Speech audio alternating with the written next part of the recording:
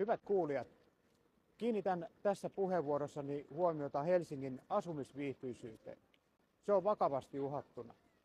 Asumiskustannukset nousevat, tiivis rakentaminen nakertaa puistoalueita ja turvattomuus kasvaa. Tämä ei voi jatkua. Tarvitsemme järkevämpää kaavoitusta, jossa huomioidaan asukkaiden tarpeet, eikä pelkästään rakennusliikkeiden voittoja. Liikenteen sujuvuus ja pysäköintipaikat on taattava, jotta arki toimii. Asuntojen hintojen on pysyttävä kohtuullisina.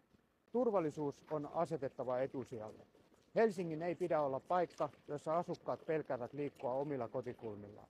Poliisin läsnäoloa ja järjestyksen valvontaa on lisättävä erityisesti ongelma-alueilla. Perussuomalaiset rakentavat kaupunkia, jossa suomalaisten arki on turvallista, toimivaa ja kohtuuhintaista. Meidän kaupunkimme kuuluu meille kaikille. Tehdään yhdessä Helsingistä parempi paikka asua. Meille ja tuleville sukupolville. Kiitos.